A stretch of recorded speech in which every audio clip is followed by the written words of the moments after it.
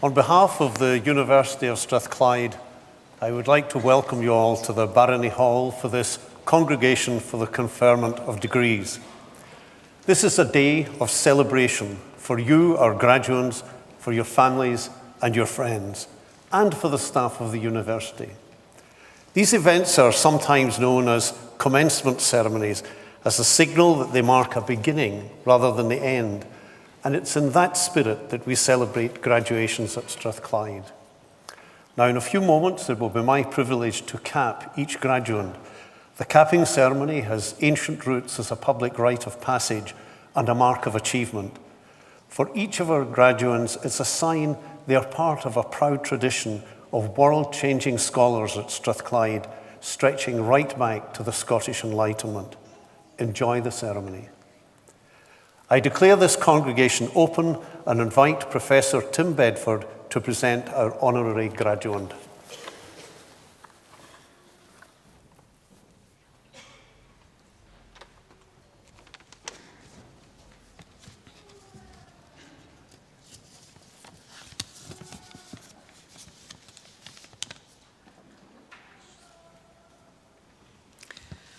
My Lord and Chancellor, I have the honour to present to you Professor Elisabeth Pate-Cornell.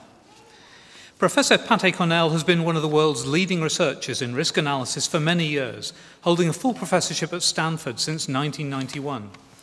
She was elected to the US National Academy of Engineering in 1995 with a citation for contributions to the field of engineering risk management, enabling effective inclusion of technical, economic, and organizational factors in safety policies and regulations.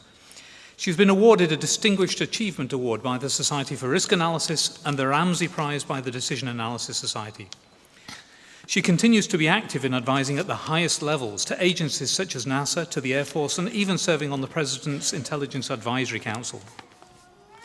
She has an extraordinarily broad range of interests, making the fullest use of the many ways in which the foundational principles of risk analysis can be applied.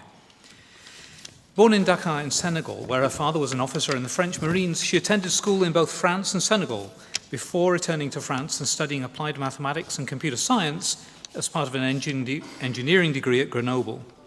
One of the professors there was a friend of the famous operations researcher George Dantzig, who was based at Stanford, and suggested that she go there to follow a master's in operations research. After a year of operations research, she moved to the Engineering and Economic Systems Department to do a PhD on risk analysis focused on seismic risk mitigation. That led to an offer of a first academic job in the Civil Engineering Department at MIT, where she made particular contributions around early warning systems and created a set of ideas which could be generalized to other domains of risk assessment.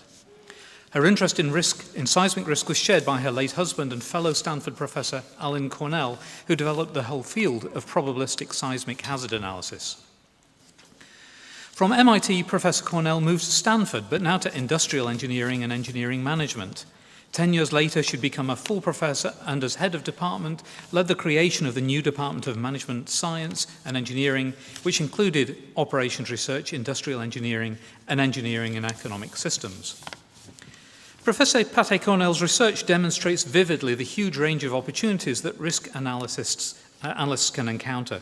She's famous for her work on the space shuttle tiles, on anesthesia risks, on human error, and more recently on applications in national security, cybersecurity, and counterterrorism. In her work, the applications drive theoretical insights, and the theoretical insights give new tools and approaches for the applications, a model for us all, and particularly inspiring for the University of Strathclyde with its historic emphasis on useful learning. To name one particularly well-known example, her work on uncertainty, published in her paper, Uncertainties in Risk Analysis, 6 Levels of Treatment, has received more than 500 citations. This paper sets out the different perspectives that can be taken on the modelling and assessment of uncertainty, along with the kinds of questions these approaches can answer. It is a model of clarity which deserves even wider readership than is indicated by the 500-plus citations. It's an inspiration to those of us who think that the best way to create good risk models is to maintain clarity of purpose with informed selection of the modelling approach and an appropriate selection of the depth of analysis. Another example of great local interest is her analysis of the Piper Alpha disaster, which was one of the first papers that managed to bridge the gap between wider organizational factors, management's decisions, and the accident scenarios.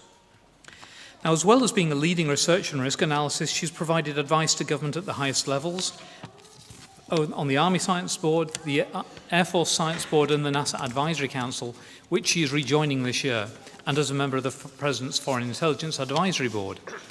Indeed, while she was on that board, she first met her present husband, Admiral Jim Ellis, who joins us today, the former Commander-in-Chief of US Naval Forces in Europe and former Commander-in-Chief of Allied Forces Southern Europe, amongst many other prestigious roles. Now, I should mention at this point that Elisabeth is not the first Cornell to have been celebrated by this university. In fact, in 2010, we celebrated Elisabeth's stepson, Professor Eric Cornell, joint winner of the Nobel Prize in Physics 2001. I gather, however, that there is also great academic and professional talent in the next generation of Cornells, so today may not be the last time either. My Lord and Chancellor, I've set out the impressive breadth of academic and societal challenges that Professor Cornell has approached in the course of her career, and it would be clear that she's held in the highest regard by government, which has regularly relied on her advice. I should also mention, however, the esteem in which she is held by her academic peers, working in risk and decision analysis. She is a past president and fellow of the Society for Risk Analysis and a fellow of the Institute of Operations Research and Management Science. And alongside these honors, of course, she was elected as a member of the US National Academy of Engineering, very prestigious position and not one generally achieved by people with an operational research background. But above all, I want to mention the delight that she has in working with students, which was illustrated yesterday by her warm interaction with PhD students in our own Department of Management Science. It is with great pleasure, therefore, my Lord and Chancellor, that with the authority of Senate, I ask you to confer upon Elisabeth Pate-Cornell the degree of Doctor of Business Administration, honoris causa.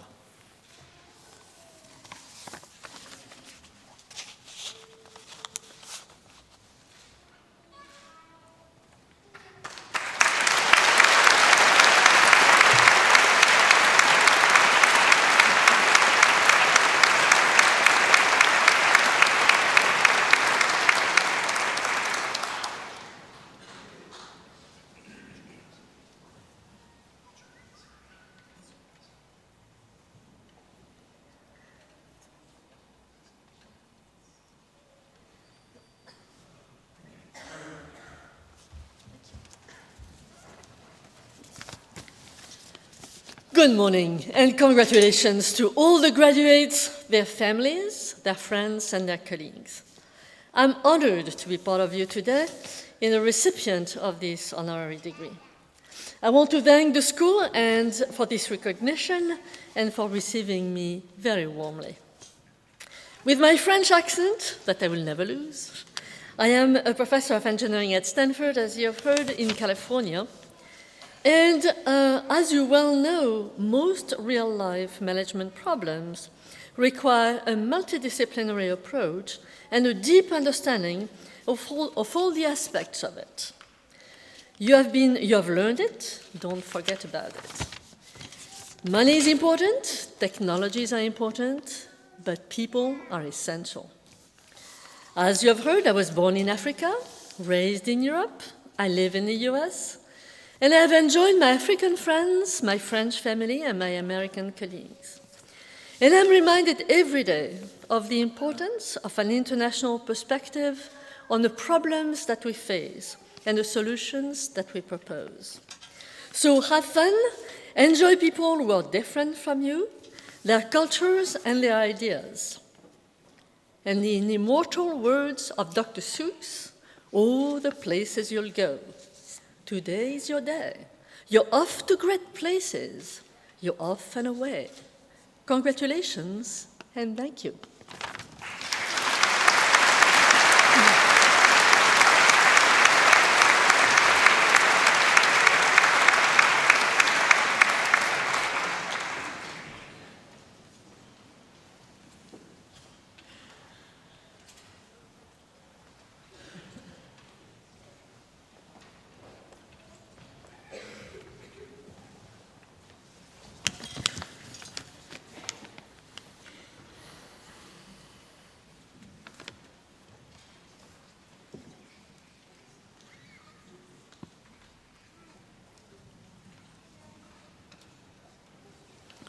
My Lord and Chancellor, in the name of the University and by the authority of Senate, I present to you these students. For the degree of Doctor of Philosophy for research in the Department of Strategy and Organisation, Quy Linh Liu.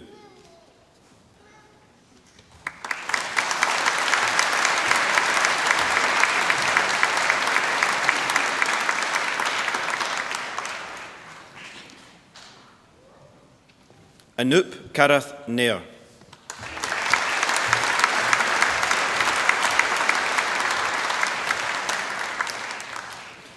For the degree of Master of Business Administration, Derek Andrew Bain.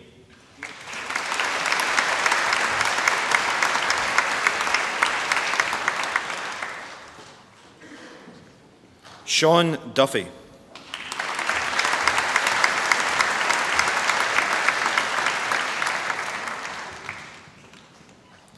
Greg Crawford Ewart.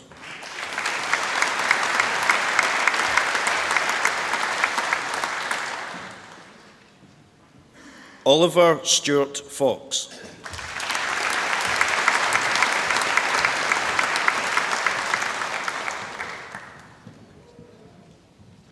Daniel Anthony Gillespie.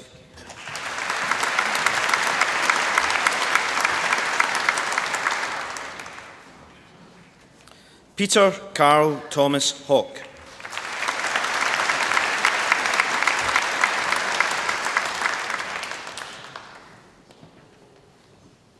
Ayman Hegab.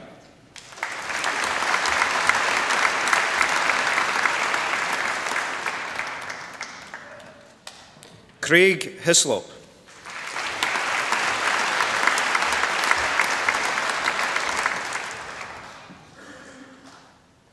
Ajay Koshti.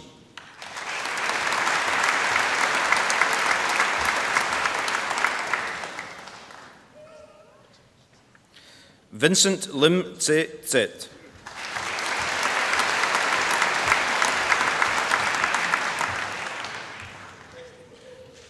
Tom Mead.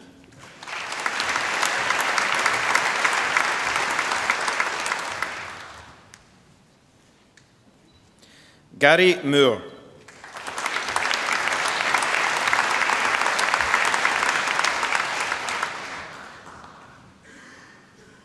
James Welsh Miles.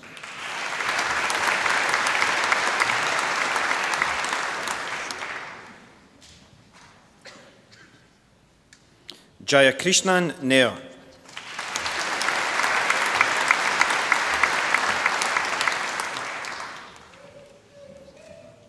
William John Payne.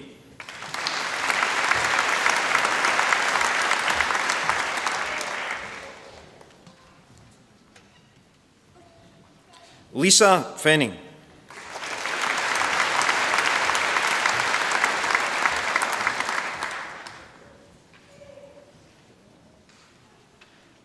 Sivakumar Pujindaran.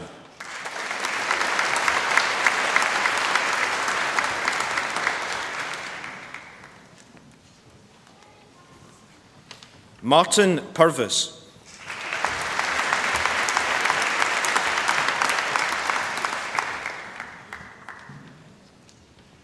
Ella Riesco.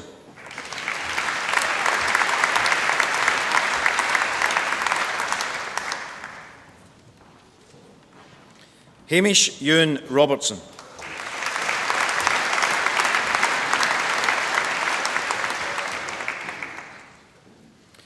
Marion Claire Saul.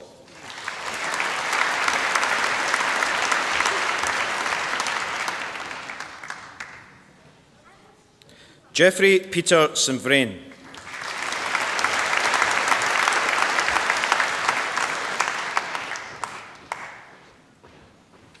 Julie Ann Taylor.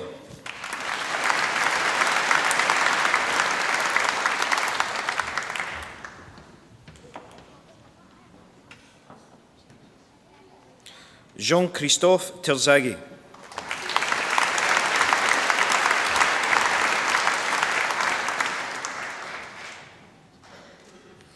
Abraham Wałzak.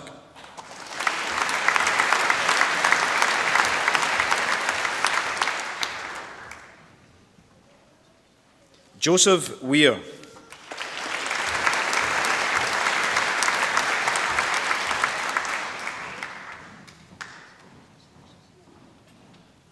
Craig Alexander Young. Craig.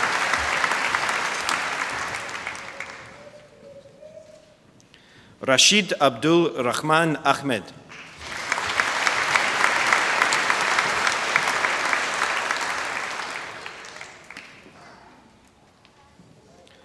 Sumaya Ahmed Nasser Al Nabani.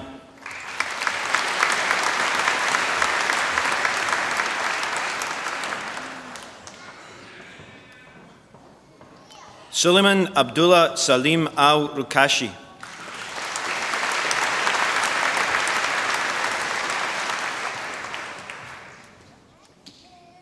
Noura Al Sawafi.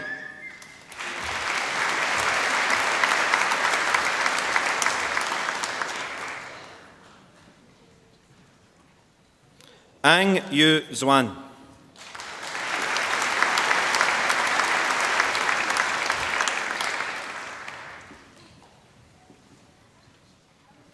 David Edward Black.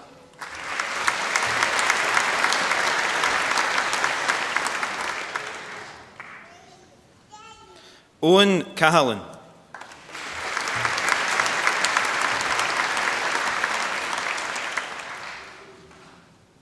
Gabriel George Chobanu.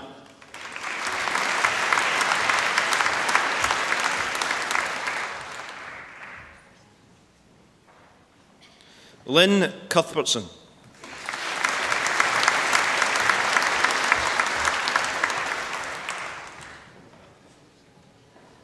Nick Alexander Jack Hannes Engel.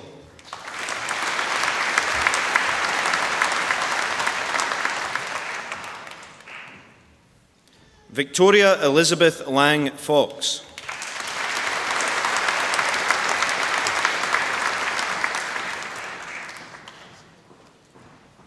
Ksenia Ilyashenko.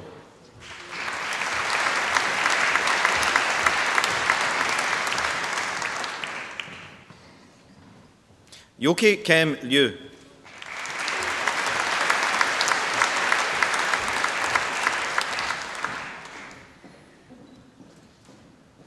Miranda McIntosh.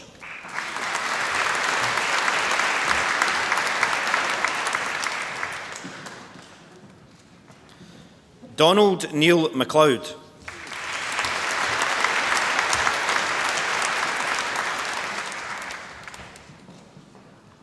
Sandra Marimon Molas.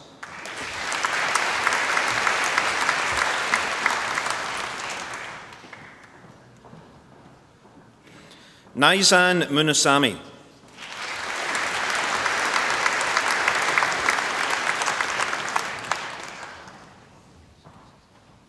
Oikonomu Yanis.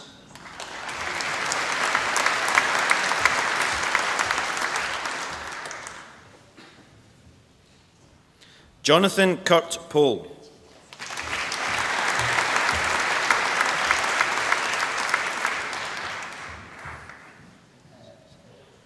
Mazen Saleh.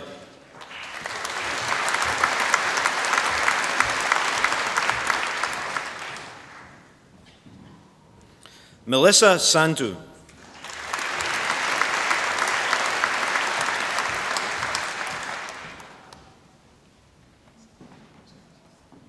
Sheikh Ismail Din.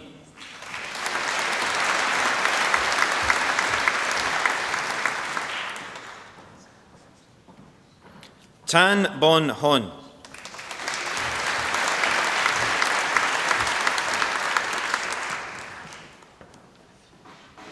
Konstantinos Anastasios Tsouris.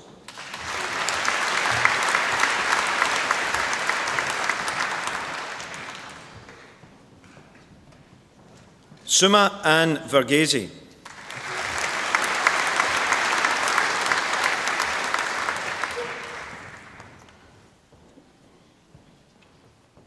Yong Vui Wong.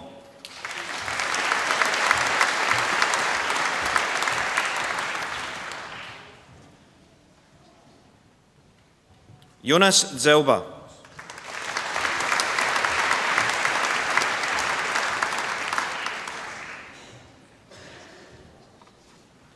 Zhang Meng.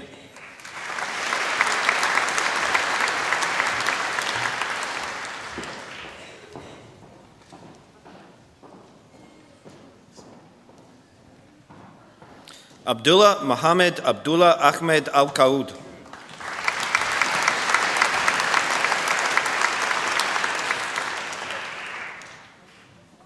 Ruba Shokat Al-Rubai.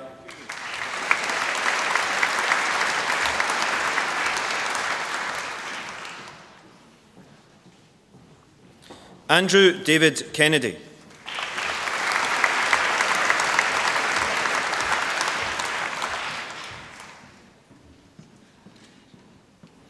Nicholas Persaud.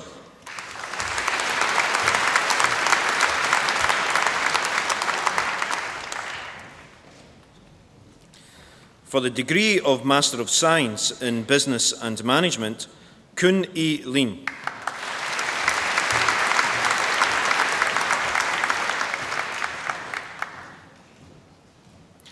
For the degree of Bachelor of Arts in Hospitality and Tourism Management, Helen Louise Slater.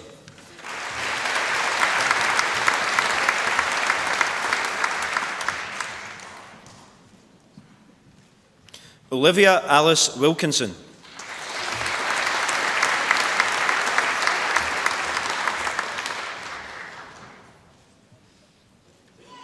Yen Yi O Young.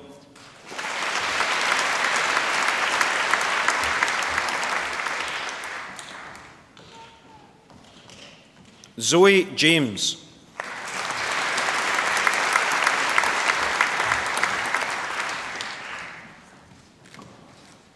Sarah Kelly.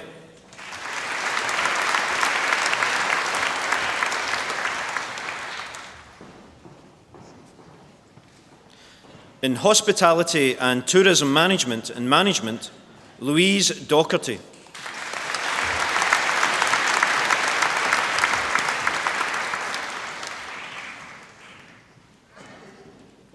Craig Auld.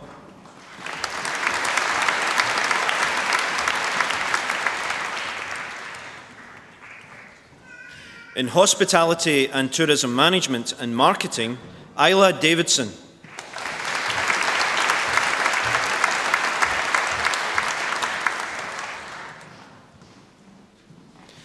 In Management and Economics, Kirsty Louise Palmer.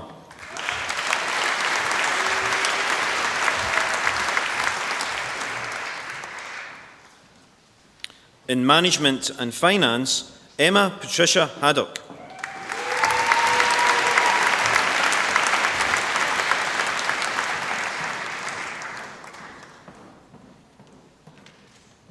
Louise Preston.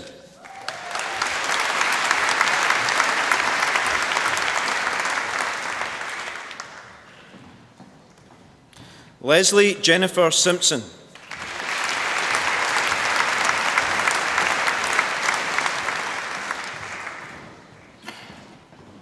In Management and Hospitality and Tourism Management, Rachel Elisabeth Porteous.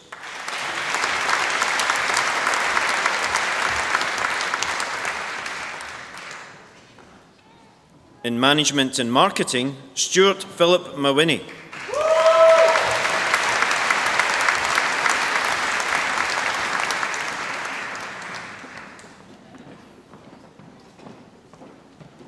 Janet Nikolaeva Stamatova.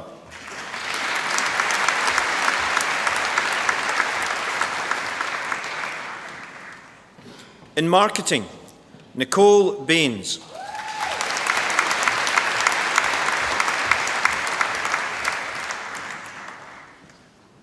Indre Gauchiote.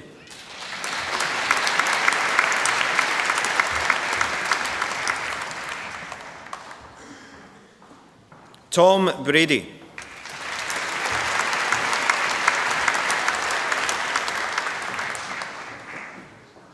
Lewis Bright.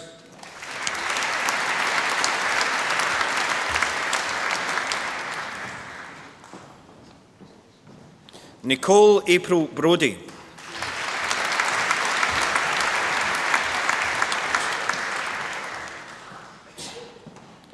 Ryan James Burns.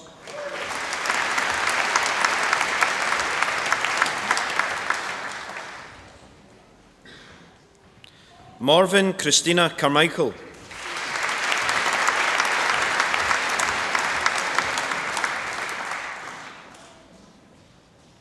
Glenn Matthew Corrigan.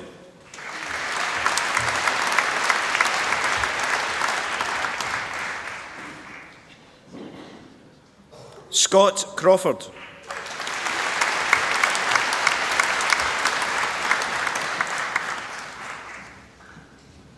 Kimberly Jane Cumming.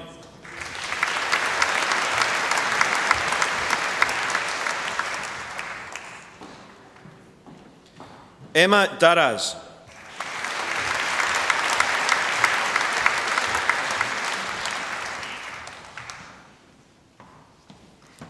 Scott William Dooley.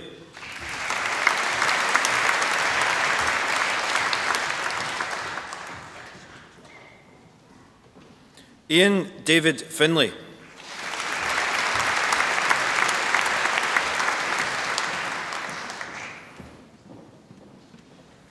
Alexandra Elisabeth Fleming.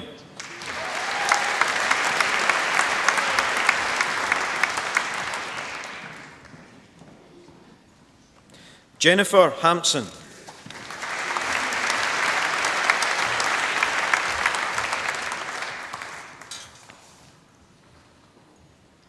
Adam Hamilton Johnston.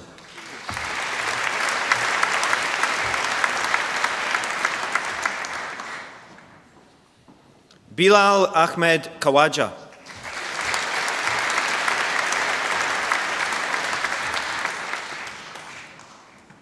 Stephen Kwok.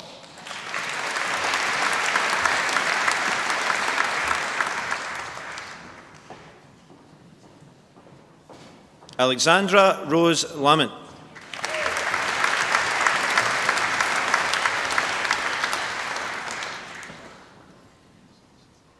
Kate Little.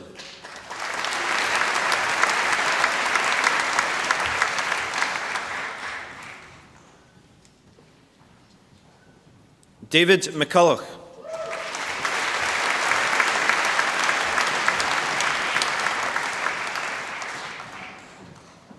Lucy Anna McDougall.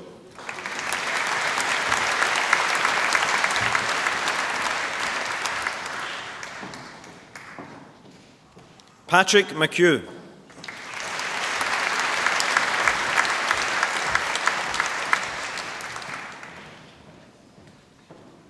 Laura McKechnie.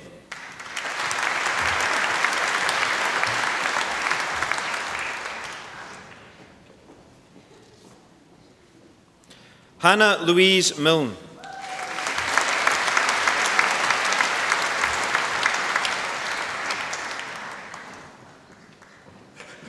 Lucy Elisabeth Moore.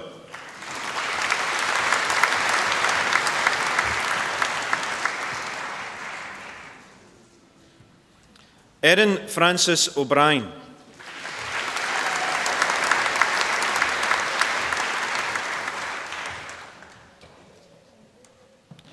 Jack Alexander Power.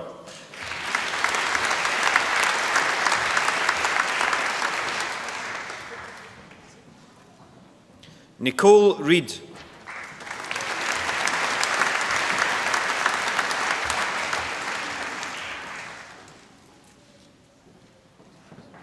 Nicole Sally.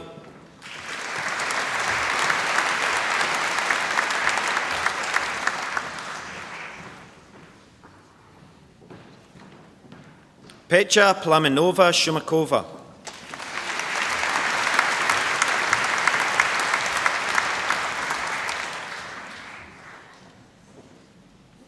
Nicholas Sutherland.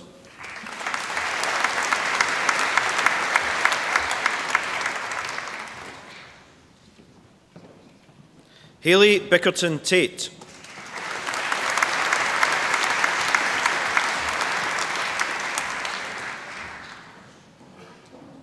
Rachel Carroll Todd.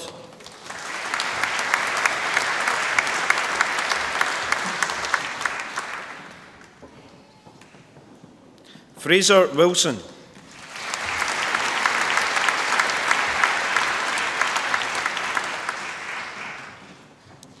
Sarah Doherty.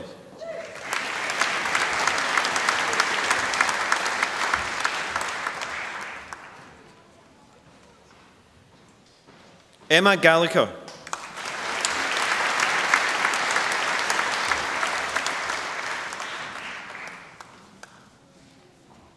Kaluk Haitham Kaluk Al Yassin.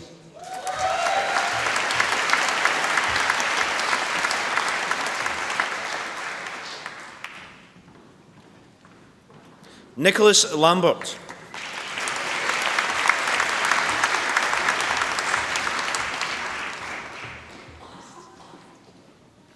Ryan Patrick McCafferty.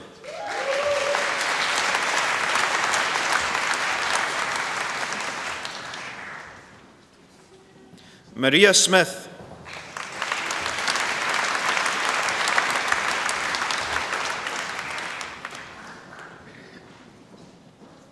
In Marketing and Business Enterprise, Neil James McCann.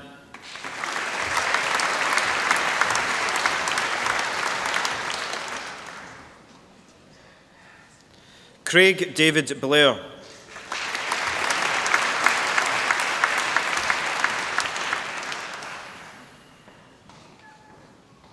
Kimberly Buchanan Gibb.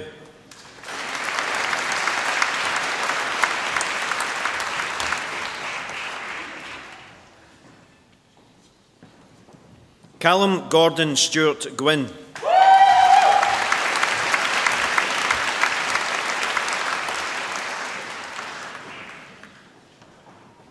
Ross Allen Henderson.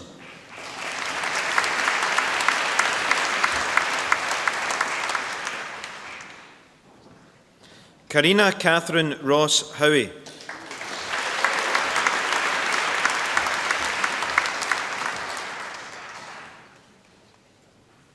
Ainsley Brisbane Johnston.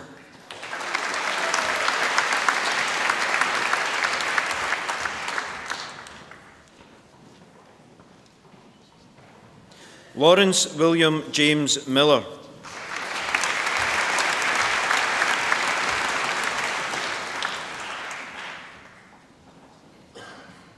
In Marketing and Business Law, Samia Iram Azfal.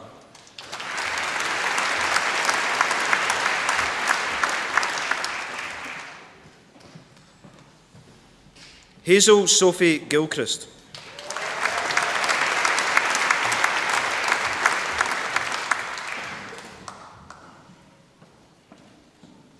Kirsty Eileen O'Donnell.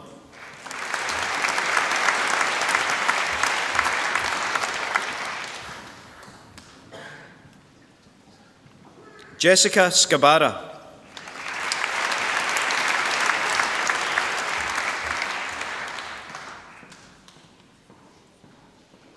Claire Wynne.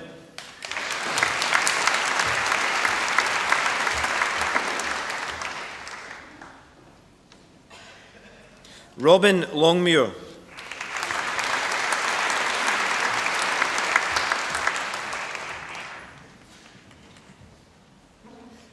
Max Bercott.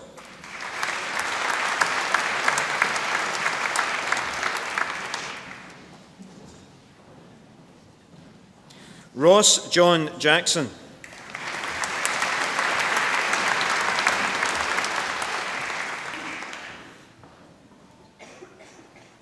Julie Fiona Murray.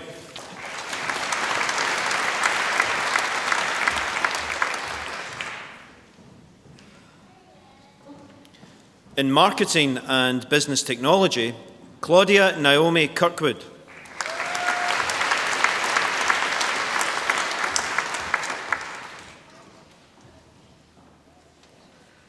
In Marketing and Economics, Virginia Kirillova Atanasova.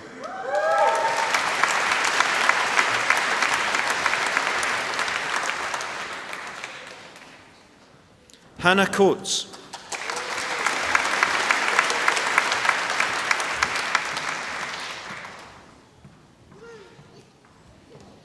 Sophie Corrigan.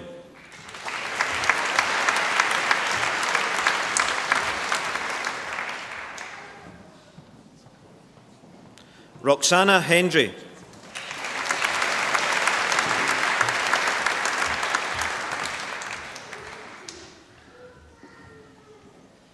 Sarah Ann Mayo.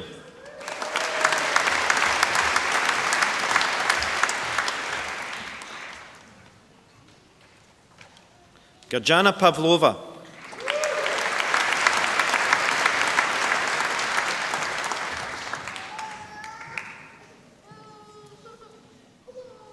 Alistair Callum Coole.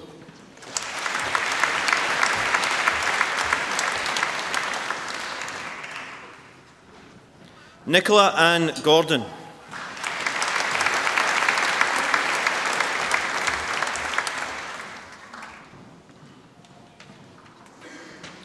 In Marketing and Finance, Ellie Campbell.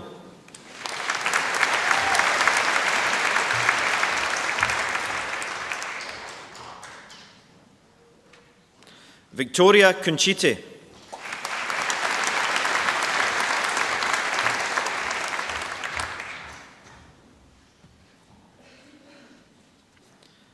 In Marketing and Hospitality and Tourism Management, Ineta Valentinaite.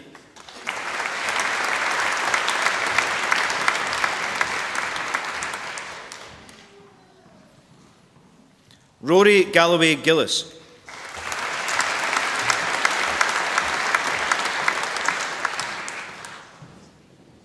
Colin James Scott.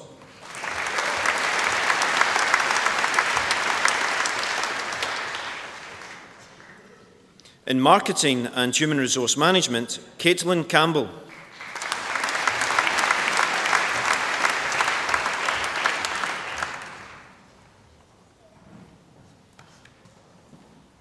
Ellie Gallagher.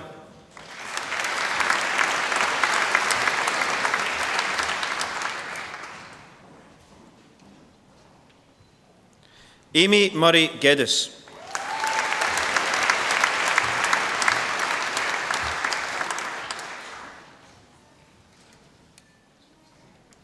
Claire Anna Ransley.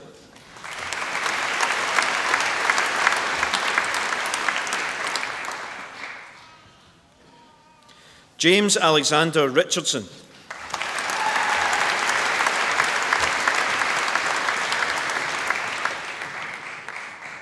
Emma Jane Thompson.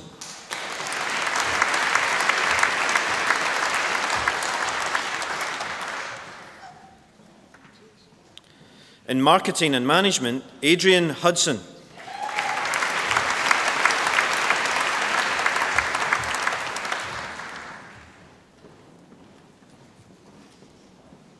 Jade Louise Fairfield.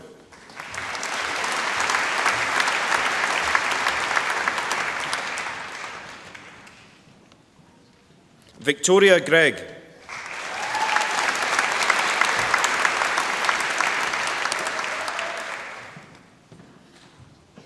In Marketing and Psychology, Julie Irene Sanders.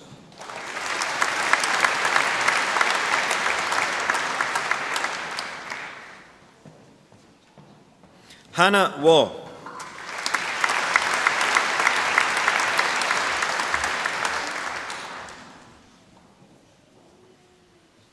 For the degree of Master of Business Administration, Sarah Fatima Ahmed.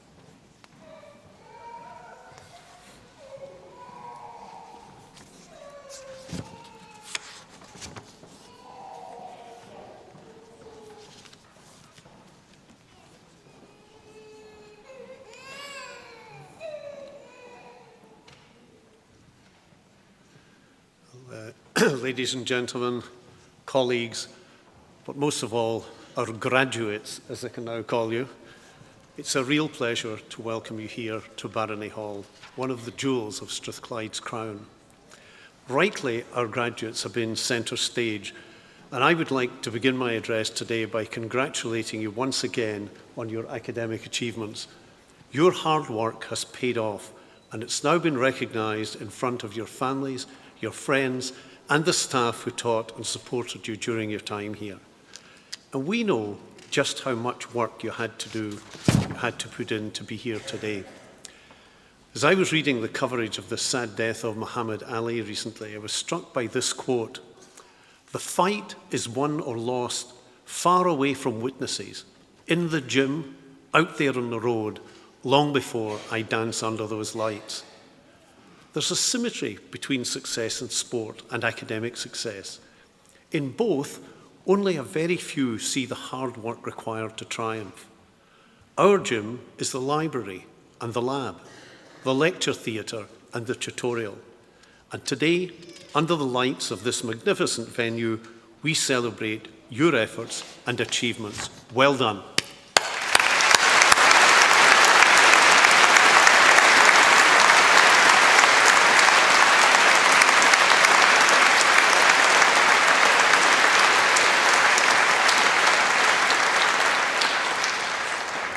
In just a few minutes' time, you will be asked to join the academic procession as it makes its way down the aisle.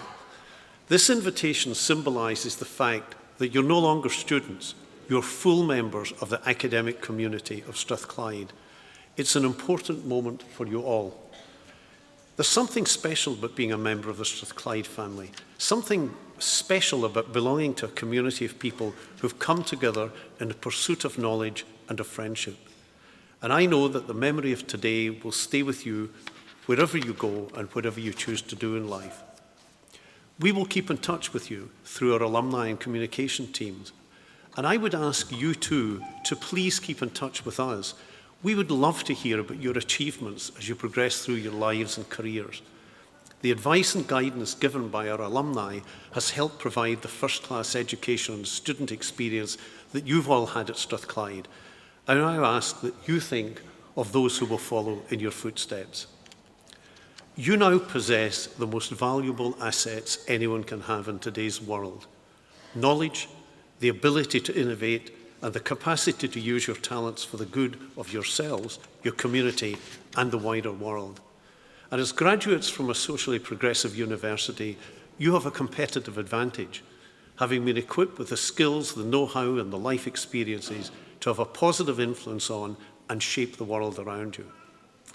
You know, in Scotland, we're fortunate in having a higher education system which is the envy of the world. Our country rightly invests in education for all, for the benefit of wider society. Education broadens the mind and creates opportunities for individuals and societies, and as Strathclyders, we carry a sense of duty to use what we've learned wisely and for the good of others. The desire to make a positive impact in the world comes naturally to graduates of this university. We've only to look to the achievements of those who've gone before us for inspiration. To John Anderson, our founder, who established this university for the good of mankind. To George Birkbeck, who introduced free classes on mechanics for Glasgow's tradesmen. To the world's first oilman, James Paraffin Young. To the missionary and explorer, David Livingstone. To John Logie Baird and Lord Reith, whose work in television brought us visual marvels they could hardly have dreamt of. And in the present day, we look to Dame Eilish Angiolini, a pioneer in Scottish justice as the country's first female Solicitor General and later its first female Lord Advocate. And to Sir Tom Hunter, one of the most successful entrepreneurs in Scottish history and a philanthropist who's used his wealth to the great benefit of others around the world. Now, I'm sure you'll have been given lots of advice on how to make the best of your lives. Some of it you will rightly ignore. Some of it might stick with you. But you know, most of all, you're going to have to learn for yourself. Robert Louis Stevenson put it well when he said, "Don't judge each day by the harvest you reap, but by the seeds you plant." And to reach this point in lives today, Each of you will have travelled a different journey. For some, the path will have been relatively easy, for others, a lot more difficult. But I'm certain of one thing. Not one of you would be here today without the active support of your family and friends. They've picked you up when you've been down, they've encouraged you when you needed it, and they're here to support you once again today, proudly watching as you walked across the stage with broad smiles and the odd tear in their eye. They're celebrating today not just because you're almost off the payroll, although that does come into it, but because you carry with you their hopes and dreams, their confidence that you can make this a better world. For the past half hour or so, their applause has rung in your ears. I'd like to invite our graduates now to show their appreciation for the support of their family and friends.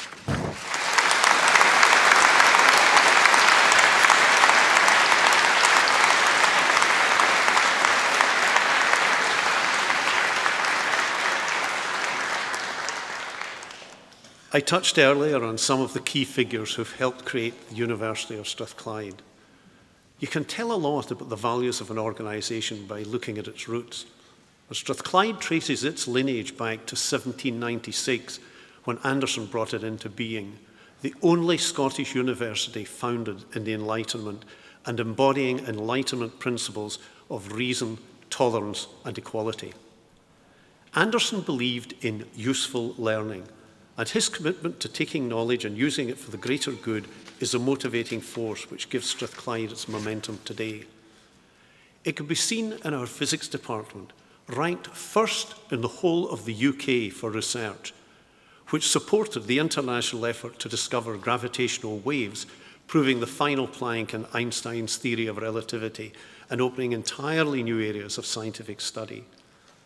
And it can be seen in our Centre for Excellence for Looked After Children, which this year received new funding from the Scottish Government to expand its vital child protection work and effect change for children and families. And it can be seen in the business school, which has become the first in Scotland and one of only 5 in the UK to receive the Small Business Charter Gold Award, recognising its work in the forefront of entrepreneurship. And it can be seen in our £89 million Technology and Innovation Centre. The centre was formally opened by Her Majesty the Queen and His Royal Highness the Duke of Edinburgh last summer, and it's transforming the way academics collaborate with business, industry and the public sector to bring global competitive advantage to Scotland. The Technology and Innovation Centre is a tangible sign of the university's commitment to world-class research and ensuring outcomes that have maximum benefit to society and the economy. And these represent a very small sample of the many innovative projects and initiatives led by our world-class academic and professional services colleagues who are taking new knowledge and using it to solve problems in industry, the classroom, and in boardrooms. And I'm especially pleased that we're developing our campus to enable us to do even more. Our business school's flagship building has been transformed with a £23.2 million investment and will soon begin work on a teaching and learning hub and centre for sports and health, bringing our total expenditure on the estate to £600 million in this decade. So too, it's been a year to celebrate for the faculty. Strathclyde became the first Scottish university to receive the prestigious Small Business Charter Gold Award, joining an elite group of institutions at the forefront of entrepreneurship in the UK. The university's business school is now one of only 5 in the UK to have the award upgraded from silver to gold, recognising its world-leading support for scaling up Scottish firms through innovation, internationalisation and leadership. The Small Business Charter, which brings together world-class business schools and SME communities across the UK, made the award following a rigorous assessment process. And one of our students, Jennifer McGregor, was named Western Bartonshire Citizen of the Year. She established an adaptable clothing line, Crony Clothing, following surgery associated with Crohn's disease. And as part of her degree, Jennifer's taking the Entrepreneurial Opportunities and Ventures course at Strathclyde's Hunter Centre for Entrepreneurship. She was awarded £10,000 from Western Bartonshire Social Enterprise Challenge to pursue her business idea. Accounting and Finance Department was ranked first in the whole of the UK in the Complete University Guide 2017 for the third year running. Strathclyde also rose 6 places to take second ranking for hospitality, leisure, recreation and tourism. 17 business executives graduate today from the second cohort of MBA 25 participants. The MBA 25 is a consortium programme in partnership with William Grant & Sons and focuses on luxury, high-value Scottish brands and companies with clear global ambition. Participants are from William Grant & Son and a consortium of entrepreneurial partner organisations such as Craneware and Alliance Trust. That is why our graduates are so highly prized by companies looking to recruit the best talent to drive their businesses forward. That is why world-class companies like Rolls-Royce, GSK and Boeing are investing in Strathclyde. That is why we are leading research in energy in Scotland. Strathclyde punches above its weight across the board, as reflected in 2 Inspiring City Awards we received this year. One for setting up Scotland's first children's university to encourage more young people to consider higher education, and one for the delivery of our Technology and Innovation Centre. And our success is no small part due to the collective talent, effort and commitment of our staff, the 3,400 colleagues who are pulling together to deliver one vision, a leading international technological university. Like me, they are very proud of your achievements. I know that the class of 2016 will demonstrate the power of useful learning. I know you will make your dreams a reality, and I know you will make a difference to the world in which we all live. Thank you.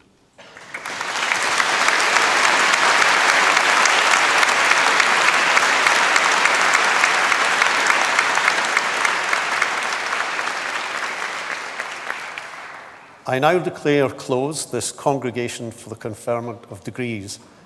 I would like to invite our graduates to join the academic procession. Would family and friends please stay behind until the procession has left the building, and then we'd love to see you join us in the Lord Todd building for refreshments just up the road. Thank you.